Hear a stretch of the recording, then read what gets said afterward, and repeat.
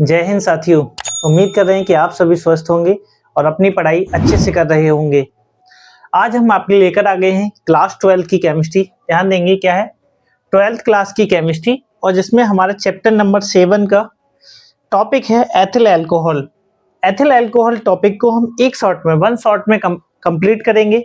पूरा ही चैप्टर्स, पूरा ही टॉपिक इसी वीडियो में पूरी तरह से कंप्लीट कर लेंगे। इस वीडियो में हम एथिल अल्कोहल बनाने की विधियां, उसके भौतिक गुण, उसके रासायनिक गुण और उसके उपयोगों पर चर्चा करने वाले हैं। बहुत महत्वपूर्ण क्लास है, इसको अच्छे से तैयार कर लेंगे ना। चलिए, सबसे पहले चर्चा करेंगे हम एथिल अल्कोहल के बारे में कि एथिल अल्कोहल का अणुसूत्र या फॉर्मूला क्या होता है। तो एथिल अल्कोहल का फॉर्मूला जानते हैं आप? कमेंट्स कीजिए। C2H5OH ना, क्या होता है? एथिल अल्कोहल का फॉर्मूला होता है C2H5OH, जिसे हम एथेनॉल भी कहते हैं। IUPAC नाम क्या होता है? एथेनॉल। क्लियर है? तो दोनों ही तरीके से बोल सकते हैं, एथेनॉल या फिर एथिल अल्कोहल ना, एथिल अल्कोहल। अब बात करते हैं, सबसे पहले हम जानेंगे एथिल अल्कोहल को बनाने की विधियां। क्या हम जानेंगे? एथिल अल्कोहल को बनाने की विधियां। ठीक है, तो बनाने की दो विधियां हैं। फिर से समझना क्या सीखना चाह रहे हैं। बनाने की विधियां, ठीक है, और बनाने की विधियां कितनी हैं? दो विधियां हैं। ठीक है, किसके द्वारा बना सकते हैं? एक तो है सीरे द्वारा, ठीक है, सीरे द्वारा, या फिर हम स्टार्च द्वारा भी बना सकते हैं। किसके द्वारा बना सकते हैं? स्टार्च से। एक एक करके शुरू करते हैं। एथिल अल्कोहल बनाने की सबसे पहली विधि सीरे द्वारा। ठीक है, चलो क्या है? सीरे की किण्वन से एथेनॉल का उत्पादन, यही हम जानने वाले हैं। देखिए, सबसे पहले जानना है कि सीरा क्या होता है। तो गन्ने का जो रस होता है उससे हम चीनी प्राप्त करते हैं, चीनी बनाते हैं, और उस रस का जो वेस्टेज रह जाता है, बचा हुआ बेकार रस जो रह जाता है, उसे हम कहते हैं सीरा। यहां तक बात समझ लेनी है। ठीक है, क्या है? गन्ने के रस से शर्करा मतलब चीनी बनाने के बाद एक लाल भूरे रंग का गाढ़ा द्रव बचा रहता है, जिसे या इसी द्रव को सीरा कहते हैं। क्लियर है? जिसमें 15 से 20% शर्करा, ठीक है, अलग अलग हो सकती है, किसी में 20 से 30% भी हो सकती है, ठीक है, उपस्थित होती है। आगे, अब सीरे से एथेनॉल प्राप्त करना चाह रहे हैं, यही तो हमारा मेन है। पहले तो हमने जाना सीरा क्या होता है, अब हम जानेंगे कि सीरे से एथिल अल्कोहल या एथेनॉल कैसे प्राप्त करेंगे। तो स्टेप बाय स्टेप होता है। ठीक है, निम्न पदों में इसे प्राप्त किया जाता है। पहले हम क्या करेंगे, सीरे का तनु विलयन बना लेंगे। ठीक है, तनुकरण, फिर इसमें अमोनियम लवण और अम्ल मिलाएंगे। ठीक है, और बाद में इसमें खमीर मिलाएंगे, जिससे हमें एथिल अल्कोहल प्राप्त हो जाएगा। कैसे होगा उस पर चर्चा अब करते हैं ना। चलो, अच्छा, एक बात ध्यान रखनी है, अगर डिटेल्स में आपको क्लास देखनी है, इस चैप्टर को पूरा तैयार करना है, तो आप प्लेलिस्ट में जाएंगे, वहां से इस पूरे चैप्टर को तैयार कर लेंगे। ठीक है, अल्कोहल फिनॉल ईथर चैप्टर 2025 नाम से हमने करा रखा है ना, पूरा ही। सबसे पहले हम जान रहे हैं कि जो हमारे पास सीरा है, सीरे में जल मिलाकर उससे 8 से 10% तनु कर लिया जाता है। ठीक है, अब यहां तक समझना है। यहां समझो, सीरा था, ठीक है, स्टेप समझते चलना। सीरा था, क्या था ये सीरा? हमने इसमें सबसे पहले जल मिलाया। जल क्यों मिलाया? जिससे कि ये तनु विलयन बन जाए। कैसा हो जाए? तनु विलयन प्राप्त हो जाए। ठीक है, अब आगे हम कहते हैं कि इसमें अमोनियम लवण और अम्ल मिलाते हैं। ठीक है, नंबर सेकंड में क्या होता है कि सीरे के विलयन में, ठीक है, अमोनियम लवण और थोड़ी सी मात्रा में क्या सल्फ्यूरिक अम्ल मिलाया जाता है। क्यों मिलाया जाता है, इस पे चर्चा करना है ना। सल्फ्यूरिक अम्ल जो है सीरे में हानिकारक जीवाणुओं को नष्ट कर देता है। सल्फ्यूरिक अम्ल सीरे में उपस्थित हानिकारक जीवाणुओं को नष्ट कर देता है, या फिर ऐसा कह सकते हैं उन्हें उत्पन्न होने नहीं देता। ठीक है, दूसरा, ये किण्वन की क्रिया में बाधा उत्पन्न कर सकते हैं। कौन? जीवाणु। ये जो हानिकारक जीवाणु हैं, ठीक है, इनको नष्ट इसीलिए करता है क्योंकि ये किण्वन की क्रिया को क्या करते हैं, उसमें बाधा उत्पन्न करते हैं। दूसरा, अम्ल के बारे में तो हम जान गए कि ये जीवाणुओं से रक्षा करता है। ठीक है, अनावश्यक जीवाणुओं से, हानिकारक जीवाणुओं से। अमोनियम लवण क्या करता है? अमोनियम लवण यीस्ट के लिए, ठीक है, भोजन का काम करता है, या फिर ऐसे कैसे उसमें जो जीवाणु हैं जो क्रिया किण्वन की क्रिया को आगे संपन्न कराएंगे, उनके लिए भोजन का कार्य करता है अमोनियम लवण। ठीक है, क्लियर हो गया? बिल्कुल सिंपल सा था। जल मिलाते हैं, फिर इसमें कुछ अम्ल मिला देते हैं, ठीक है। अम्ल क्या करता है? अनावश्यक या हानिकारक जीवाणुओं को नष्ट करता है, उनकी वृद्धि रोकता है। और तीसरा हमने इसमें लवण मिलाया, अमोनियम लवण मिलाया, जो कि उन सूक्ष्म जीवाणुओं के लिए भोजन का कार्य करता है ना। बात आ जाती है कि अभी तक हमने इसमें कुछ खास किया नहीं है, हमारे पास तनु विलयन ही है किसका? सीरे का, ठीक है। अब यहाँ से क्रिया शुरू होती है कि इसमें हम खमीर मिला देते हैं। क्या मिला देते हैं? खमीर। अब खमीर मिलाकर क्या होता है? विलयन में यीस्ट मिलाकर या खमीर मिलाकर 303 केल्विन पर अंधेरे में रखा जाता है, ठीक है। जिससे क्या होगा? किण्वन की अभिक्रिया धीरे धीरे होती है, जिससे किण्वन की जो क्रिया है वो धीरे धीरे संपन्न होना शुरू हो जाती है। बात यह है, एक बात और सीखने की है। क्या सीखने की है? सीखना यह है, किण्वन की क्रिया हमेशा याद रखना है अंधेरे में होती है, या फिर कहें सूर्य के प्रकाश की अनुपस्थिति में होती है, ठीक है। जैसे हम लोग क्या करते हैं, हम लोग दही बनाते हैं ना, दही जमाते हैं, तो दूध को अंधेरे में ढक के रखा जाता है, ठीक है ना, क्योंकि सूक्ष्म जीवाणुओं के द्वारा ये क्रिया होती है, वो तेजी से संपन्न हो सके, ठीक है। अब क्या होता है, जिससे सीरे का जो शर्करा है वो एथेनॉल में परिवर्तित हो जाएगा। कैसे होगा, इसी पर हम चर्चा करेंगे, थोड़ा सा ध्यान देंगे ना। अब समझो, क्या है, हमारे पास सीरा था, सीरे में क्या था? ग्लूकोज या सुक्रोज, ठीक है। कितना? 10 से 15%, 20% जितना भी है, ठीक है। अब समझो, C12H22O11, क्या नाम है इसका? सुक्रोज। कहाँ से मिला? सीरे से, ठीक है। ये बात याद रखनी है। सुक्रोज का हमने तनु विलयन लिया था, तो इसमें जल भी होगा, ठीक है, तनु ही किया। इसमें हमने मिला दिया यीस्ट, यीस्ट कहो या फिर कहो खमीर। अब खमीर में दो एंजाइम होते हैं, ये बात याद रखनी है, ठीक है। खमीर में कौन कौन से एंजाइम होते हैं? इन्वर्टेस और जाइमेस, ठीक है। दोनों का ही अपना अपना काम है। इन्वर्टेस और जाइमेस एंजाइम है, ध्यान रखना है ना।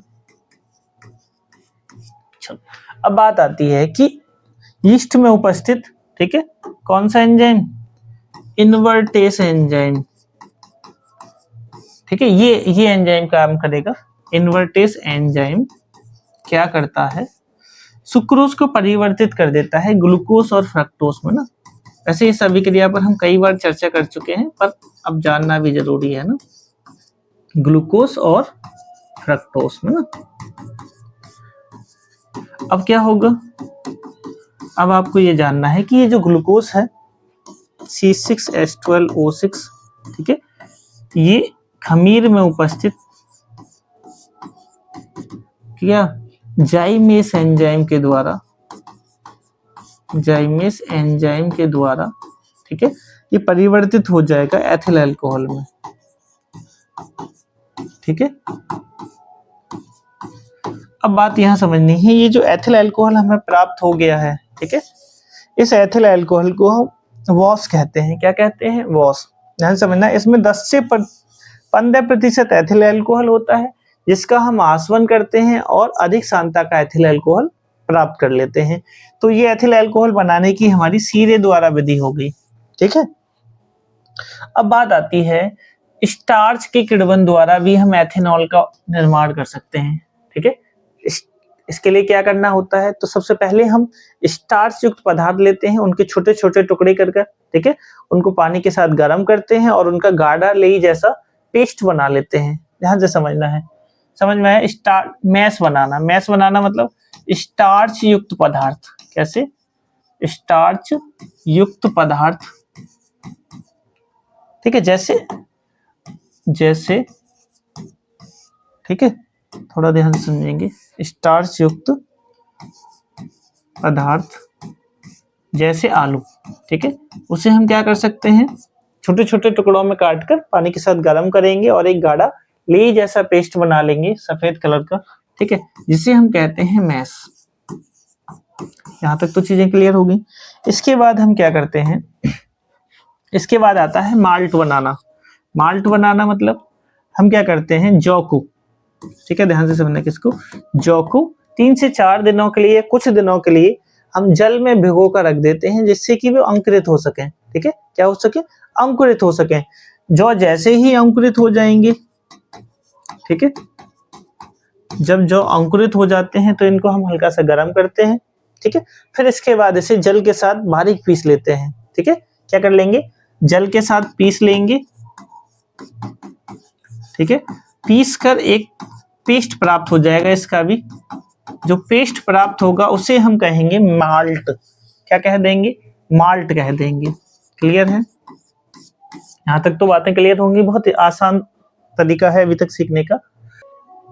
जल अपघटन, देखो मैस में माल्ट निष्कर्ष मिलाकर उसे लगभग 333 केल्विन पर रखा जाता है। अब ध्यान क्या समझना है, मैस और माल्ट दोनों को मिला लेते हैं और उसे लगभग 333 केल्विन ताप पर रखते हैं, ठीक है। जिससे होता क्या है कि माल्ट में उपस्थित डायस्टेस एंजाइम, ठीक है, डायस्टेस एंजाइम जो है वो स्टार्च का जल अपघटन कर देता है। क्या कर देता है? स्टार्च का जल अपघटन। अब समझो, जिससे माल्टोस शर्करा प्राप्त होती है। क्या प्राप्त हो जाएगा? माल्टोस, ठीक है। ध्यान दो, C6H10O5 का होल एंड, ठीक है, क्या है? स्टार्च, ठीक है। स्टार्च का हम करते हैं जल अपघटन, ठीक है। किसके द्वारा? तो याद रखना है डायस्टेस एंजाइम द्वारा ना। क्लियर है? कहां से मिला? तो ये हमें मिला माल्ट से। किससे मिला है? माल्ट से। किस में परिवर्तित हो जाएगा? तो ये माल्टोस में परिवर्तित हो जाएगा ना। माल्टोस का फॉर्मूला C12H22O11, ठीक है। एन अणु प्राप्त हो जाएंगे। समझ आ गया? क्या मिल गया? माल्टोस मिल गया। अब माल्टोस से अब हम प्राप्त करना चाहेंगे क्या? एथिल अल्कोहल ना।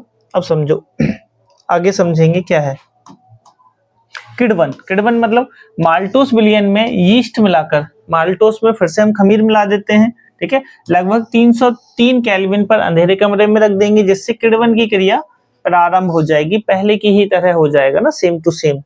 अब क्या होगा, जब हम माल्टोस का क्या करेंगे, इसका जब हम क्या करेंगे, ध्यान दो, C12H22O11, ठीक है। क्या नाम है इसका? माल्टोस, ठीक है। इसका जब जल अपघटन होगा, ठीक है, किण्वन की क्रिया होगी। ध्यान रखना है, किण्वन की क्रिया होगी यीस्ट के द्वारा, ठीक है। किसकी उपस्थिति में? माल्टेस एंजाइम द्वारा, ठीक है। क्या प्राप्त होगा? तो 2 अणु प्राप्त हो जाएंगे ग्लूकोज के ना। सीखते चलना है, थोड़ा सा ध्यान देंगे। क्या ध्यान देंगे? थोड़ा सा पूरा ही सीख लीजिए, बहुत बिल्कुल बेसिक सी चीजें हैं। हमने मैश लिया। मैश मतलब आलू को क्या किया, छोटे छोटे टुकड़े कट कर हमने गाढ़ा लेई जैसा पेस्ट बना लिया, उसे हमने मैश नाम रख दिया। फिर हमने जाना माल्ट बनाना। माल्ट में क्या था, जौ को हमने क्या किया, अंकुरित करने रखा। जब ये अंकुरित हो गए 2-4 दिनों में, तब हमने उसको बारीक जल के साथ पीस लिया और जो गाढ़ा पेस्ट मिला उसका नाम हमने रख दिया माल्ट। फिर हमने मैश और माल्ट दोनों को आपस में मिलाया, लगभग 333 केल्विन ताप पर रखा। जिससे क्या होता है, माल्ट में उपस्थित डायस्टेस एंजाइम स्टार्च को परिवर्तित कर देता है माल्टोस में। क्लियर है? माल्टोस हमें प्राप्त हो गया। पहले हमें सुक्रोज प्राप्त हुआ था। क्रिया सेम ही है। किण्वन, किण्वन में क्या है, माल्टोस का हमने यीस्ट की सहायता से या खमीर की सहायता से माल्टेस एंजाइम के द्वारा परिवर्तित कर दिया ग्लूकोज में। और ग्लूकोज के बाद परिवर्तन आप सभी जानते हैं, सभी को मालूम है ना, ग्लूकोज का परिवर्तन, C6H12O6 का परिवर्तन यीस्ट, यीस्ट मतलब खमीर, ठीक है, किसके? डायस्टेस एंजाइम की उपस्थिति में, ठीक है। हाँ, एक बार ध्यान देंगे, ठीक है। अच्छा, जाइमेस एंजाइम की उपस्थिति में ना।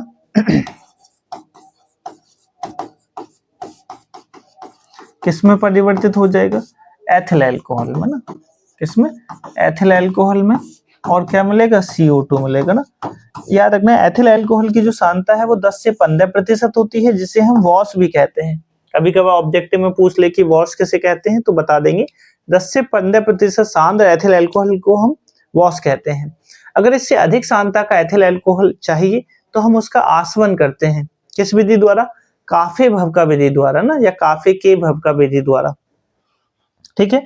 कितना प्राप्त हो सकता है, तो थोड़ा ध्यान देंगे, जरूरी है, क्वेश्चन पूछता है, ठीक है। आसवन मतलब प्राप्त वॉश का, ठीक है, जो हमें प्राप्त हुआ 10 से 15% एथिल अल्कोहल, उसे हम कॉफी के भवके विधि से, ठीक है, क्या करते हैं, आसवन करके परिशोधित स्पिरिट 95.5% शुद्ध अल्कोहल प्राप्त किया जाता है। ऑब्जेक्टिव में पूछा जा सकता है ये क्वेश्चन कि परिशोधित स्पिरिट होती है तो 95.5% एथिल अल्कोहल वाली ना। चलो यहां तक चीजें क्लियर हो गई। भौतिक गुण की बात की जाए तो रंगहीन ज्वलनशील द्रव है, ठीक है, विशेष गंध आती है, आपने देखा होगा अगर आपकी नॉलेज में कोई भी अल्कोहल का सेवन करते होंगे तो वहां से एक स्मेल उठती ही है ना। और इसका स्वाद तीखा होता है। अब देखो ये तो पीने वाले ही बता सकते हैं, हमें इसके बारे में ज्यादा नॉलेज नहीं है ना।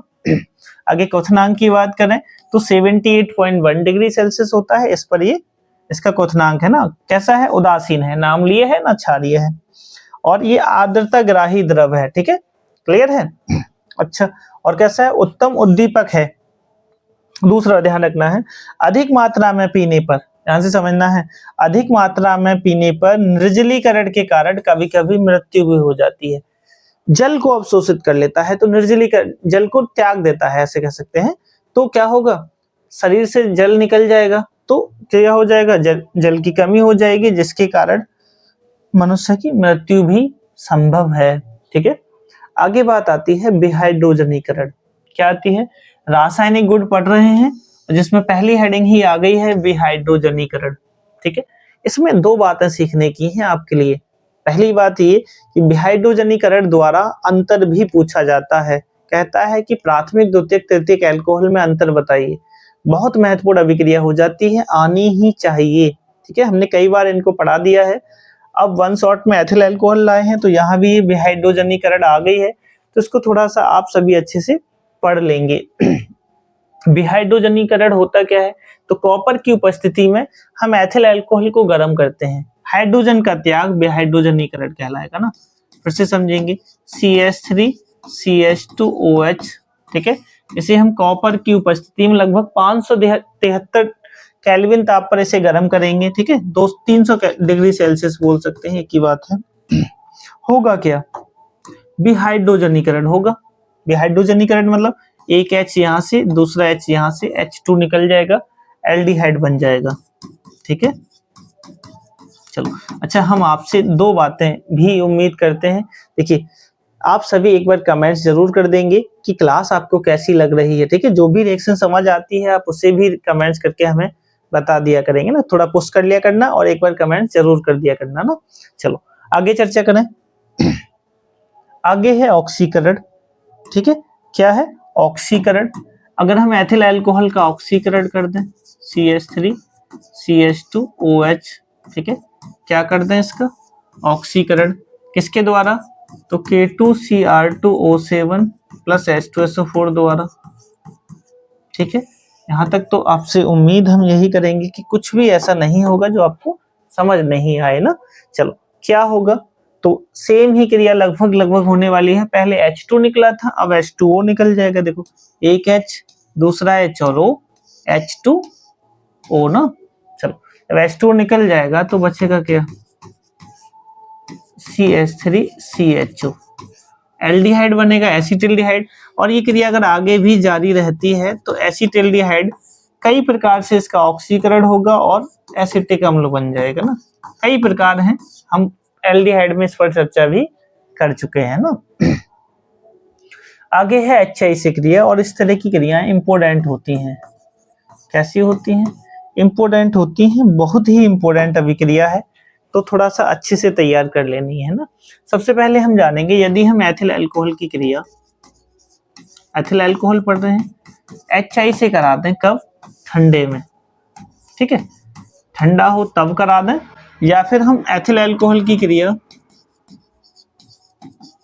HI से ही करा दें जब ये कैसा हो, गर्म हो, ठीक है। और लाल फास्फोरस की उपस्थिति में ये क्रिया हो जाती है ना। वैसे तो आप इसे अपचयन में भी पढ़ सकते हैं, ठीक है, लाल फास्फोरस, ठीक है। और यहाँ आप चाहो तो लिख सकते हैं गर्म, ये दोनों में अंतर हो जाएगा। अब देखो दोनों ही क्रियाओं को थोड़ा ध्यान से समझेंगे, अच्छी अभिक्रियाएं हैं और हमने इंपोर्टेंट लिखा है तो इंपोर्टेंट ही है, ठीक है। देखो सबसे पहले होता क्या है कि इस क्रिया में जल निकल जाता है। क्या निकल जाता है, जल। बचेगा क्या, C2H5I, क्या बचेगा, C2 H5I प्लस H2O ना।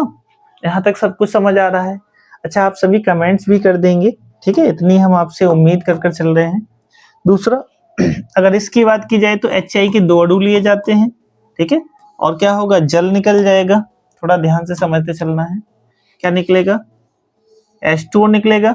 एल्कीन बनता है, हमेशा याद रखना है, जब भी लाल फास्फोरस और HI द्वारा अपचयन होगा तो एल्कीन बनेगा। क्या बनेगा, C2H6, ठीक है, और I2 और H2O, ठीक है, C2H6 plus I2 plus H2O ना। यहाँ तक किसी को कोई प्रॉब्लम नहीं होनी चाहिए। अच्छी अभिक्रियाएं हैं, मोस्ट अभिक्रियाएं है ना। आगे आगे ये कह रहे हैं PCl5 से क्रिया करा दो भाई। इस क्रिया को देखो, CH3 CH2 OH की क्रिया PCl5 से। कई बार हम आपको बता चुके हैं कि जब भी PCl5 से क्रिया होगी POCl3 निकलेगा। ये बिल्कुल कॉमन सी बात है, ठीक है।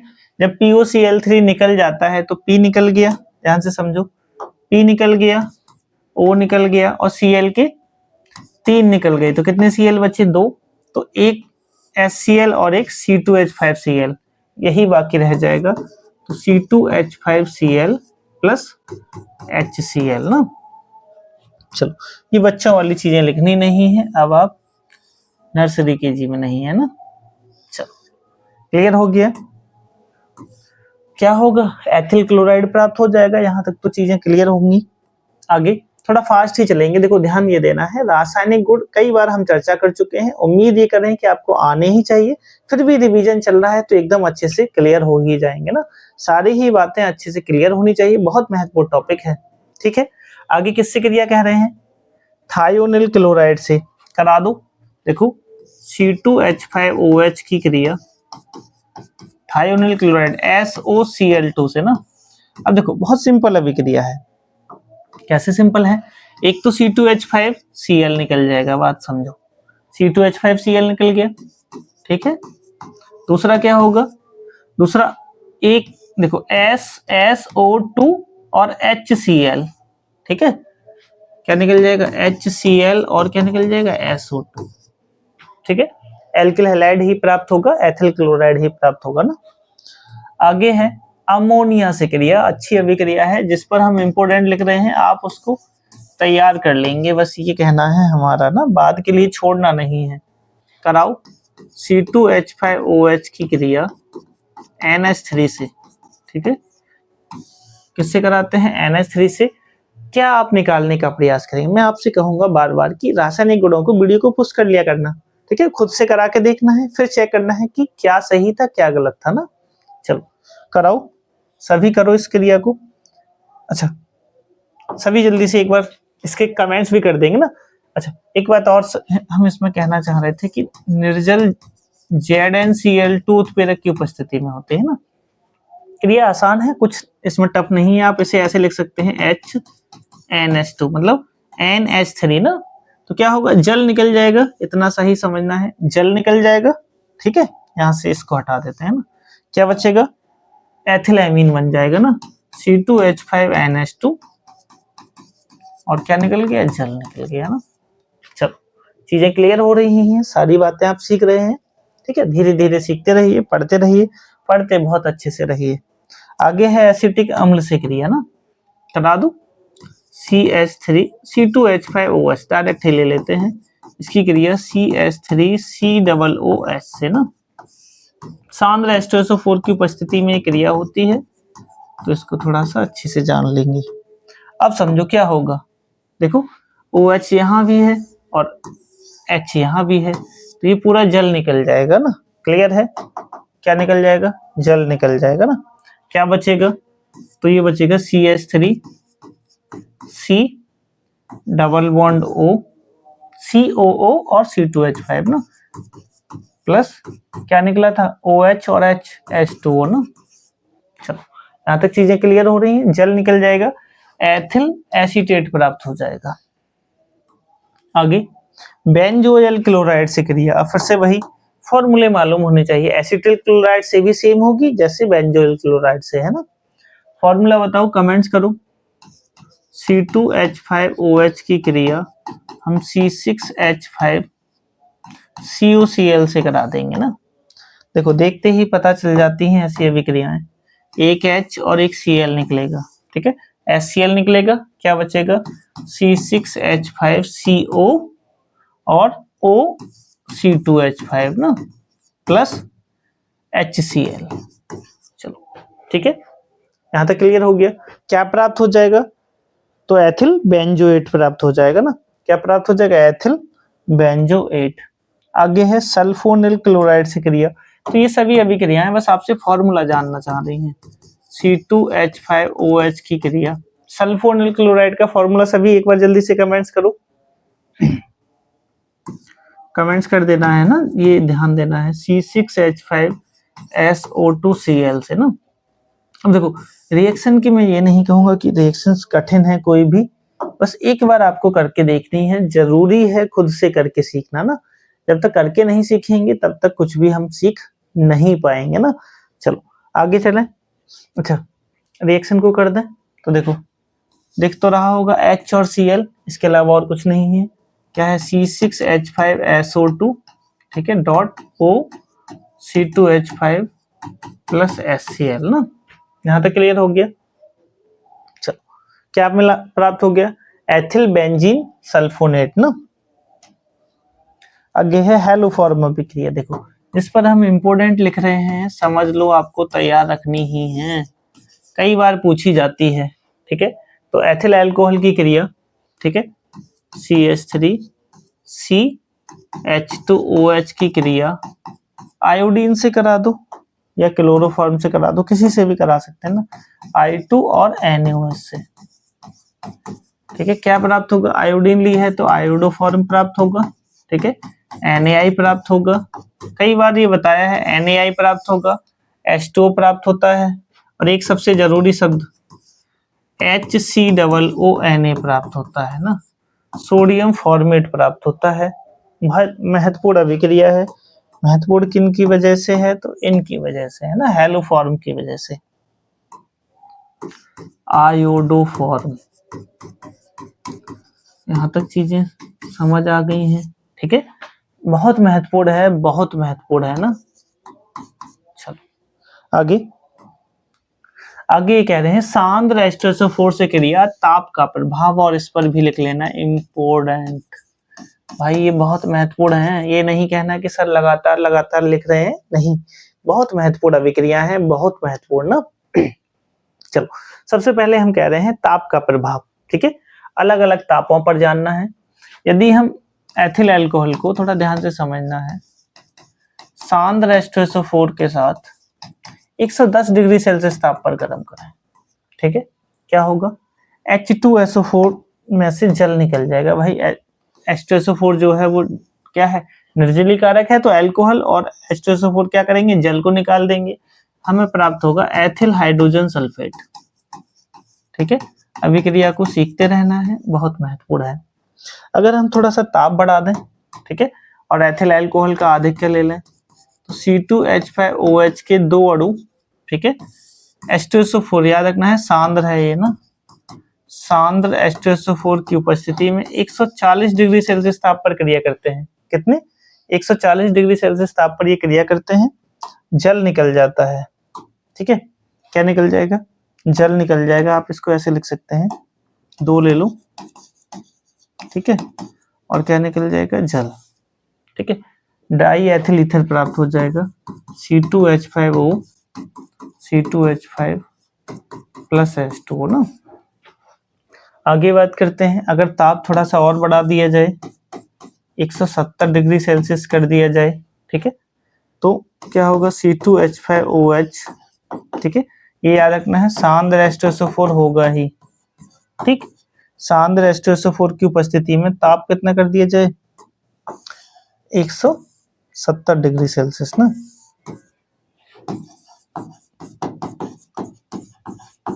एक 170 डिग्री सेल्सियस, केल्विन में भी बदल सकते हैं, जल निकल जाएगा, एल्कीन बन जाएगा ना, तो क्या बनेगा, C2H4 प्लस H2O ना। एल्कीन बनता है, तीनों ही अभिक्रियाएं मोस्ट हैं, अलग अलग पेपरों में अलग अलग रिएक्शन पूछी जाती है, तो बहुत महत्वपूर्ण अभिक्रिया हो जाती है। आप सभी इसको एक बार अच्छे से पढ़ लेंगे ना। आगे चर्चा कर लें। आगे है ग्रिग्नार्ड अभिकर्मक से क्रिया। किससे क्रिया? ग्रिग्नार्ड अभिकर्मक से। करा दो। देखो ये अभिक्रिया मोस्ट है, ये भी मोस्ट ही है, ठीक है। अब जितनी भी अभिक्रियाएं हैं मोस्ट ही हैं, ध्यान रखना है ना। C2H5OH की क्रिया मान लीजिए CH3MgBr से कराते हैं ना, क्या होगा? यही है ग्रिग्नार्ड अभिकर्मक, ठीक है। ग्रिग्नार्ड अभिकर्मक क्या है? RMgX, ठीक है। अब समझना क्या है, समझना इसमें यह है कि एल्कीन प्राप्त होता है, ये हमेशा याद रखना है। कौन सा? ये वाला R वाला, तो CH4 निकल जाएगा, यही मेन है, ठीक है। मैथेन प्राप्त होगा प्लस C2H5OMgBr ना। चलो क्लियर है, एल्कीन मैथेन प्राप्त हो जाएगा ना। आगे निर्जलीकरण, ये भी इंपॉर्टेंट है, ठीक है। बहुत इंपॉर्टेंट अभिक्रियाएं हम आपसे चर्चा कर रहे हैं, ठीक है। एल्यूमिना की उपस्थिति में यदि हम किसका? एथिल अल्कोहल का क्या करते हैं? निर्जलीकरण करते हैं ना, ये बात समझनी है। लगभग 240 डिग्री सेल्सियस ताप पर C2H5OH के दो अणुओं का निर्जलीकरण Al2O3 द्वारा लगभग 240 डिग्री सेल्सियस ताप पर किया जाता है, तो डाई एथिल ईथर प्राप्त होता है। C2H5O, C2H5 और क्या निकल जाता है? जल निकल जाता है। अच्छी अभिक्रिया है, बहुत महत्वपूर्ण अभिक्रिया है। अभी एक बात और याद रखनी है, यदि ताप थोड़ा सा बढ़ा दिया जाए, ठीक है, Al2O3 की ही उपस्थिति में 270 डिग्री सेल्सियस ताप पर ये क्रिया की जाए, ठीक है, तो एथिल अल्कोहल से जल का अणु निष्कासित हो जाता है, एल्कीन बनता है C2H4 + H2। अगर आप थोड़ा सा ध्यान दे रहे हो, ये दोनों अभिक्रियाएं जस्ट पहले ही हम पढ़ चुके हैं, ये रही, दिख रहा है नहीं दिख रहा? सेम ही अभिक्रियाएं हैं लगभग, तो ध्यान देने की आवश्यकता है। शांत सल्फ्यूरिक अम्ल द्वारा जो क्रिया हो रही है वो थोड़ा कम ताप पर हो रही है, यदि Al2O3 द्वारा ये क्रियाएं होंगी तो थोड़ा सा ताप बढ़ जाता है ना, थोड़ा नहीं बहुत बढ़ जाता है। दोनों ही क्रियाएं मोस्ट हैं, अच्छे से आनी भी चाहिए। बात आती है कि एथेनॉल या एथिल अल्कोहल के उपयोग, तो उपयोग जो है देखो, क्लोरोफॉर्म, आयोडोफॉर्म, हेलोफॉर्म अभिक्रिया में हमने पढ़ा ही था इसे बनाना, ईथर बनाना जाना, एथिल क्लोराइड आदि जैसे कार्बनिक यौगिकों के निर्माण में इसका महत्वपूर्ण उपयोग होता है ना। दूसरा उपयोग जो है वो कीटाणुनाशक के रूप में होता है। कई बार आप लोगों ने देखा होगा कि बहुत सारी मूवियां जब हम देखते हैं तो उसमें हीरो क्या करता है? अल्कोहल को पीता है और कभी कभी अपने घावों पे छिड़क लेता है, फिर लड़ाई करता है। तो घावों पे क्यों छिड़का उसने? तो सीधा सा रीजन यही है, वहां से हमें सीख लेनी चाहिए। कोई भी कुछ भी मूवी हो, कुछ भी हो, सीख हमेशा अपने लिए लीजिए ना। क्या है वो? कीटाणुनाशक के रूप में है। समझ में आ गया? इसलिए है वो कीटाणुनाशक के रूप में है, जो अल्कोहल वो यूज कर रहे हैं ना। शराब के रूप में तो हमने चर्चा कर ही ली थी। औषधियों में इसका चर्चा इसकी जो है उपयोग बहुत अधिक होता है। औषधियां जैसे अभी सर्दियां चल रही हैं तो खांसी का जो सिरप होगा उनमें अल्कोहल की मात्रा बहुत अधिक होगी ना। चलो इस तरह से बहुत सारी जगह होता है ना। पारदर्शी साबुन बनाने में, पाउडर अल्कोहल में और पेंट और वार्निश बनाने में, ठीक है। ये इसके कुछ महत्वपूर्ण उपयोग थे। अच्छा, उम्मीद हम आपसे यही कर रहे हैं कि आप सारी बातों को अच्छे से सीख रहे होंगे, समझ रहे होंगे। बस आपसे हम दो बातें कहते हैं कि आप सभी इस क्लास में एक कमेंट जरूर कर दिया कीजिए, ठीक है। कमेंट्स कीजिए और अब भाई टाइम आ गया है कि आप अधिक से अधिक स्टूडेंट्स के पास शेयर कीजिए, अधिक से अधिक स्टूडेंट्स के पास शेयर कीजिए, जिससे कि हम आपके लिए लगातार इसी तरह क्लास लेकर आते रहें। उम्मीद हम आपसे कर रहे हैं कि आप पढ़ाई को अच्छे से जारी रख रहे होंगे और आगे भी इसी तरह मेहनत करते रहेंगे। मिलते हैं आपसे नेक्स्ट वीडियो में, तब तक के लिए जय हिंद।